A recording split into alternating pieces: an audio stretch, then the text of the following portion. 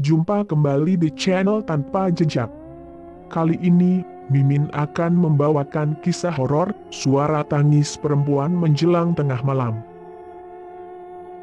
Benar-benar menyebalkan. Ada-ada saja kejadian aneh yang terjadi di rumah saya dalam beberapa hari terakhir ini.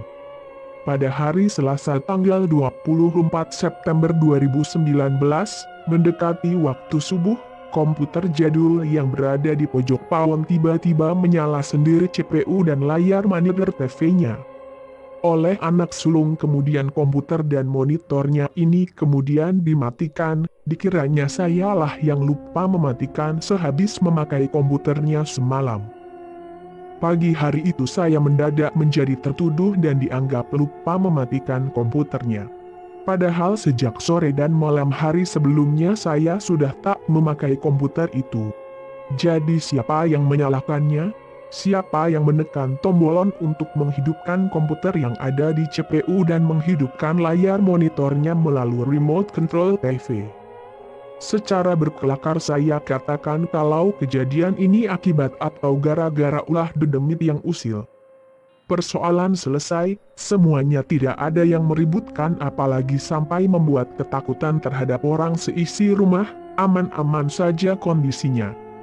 Namun ternyata 3 hari berikutnya pada hari Jumat tanggal 27 September 2019, saat menjelang tengah malam ada lagi kejadian aneh.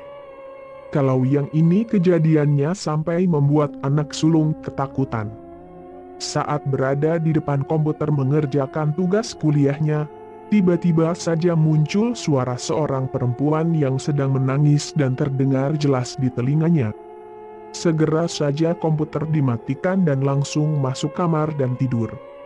Saya yang saat itu masih terjaga karena memang tak bisa tidur, anehnya tak mendengar suara orang perempuan yang menangis.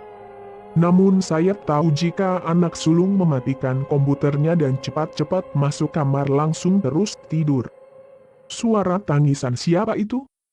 Apakah itu suara tangisan dari si Mbak yang tinggal di kamar sebelah selatan yang lokasinya tepat berada di depan meja komputer dan hanya dibatasi tembok dengan pintu kamar yang selalu terbuka?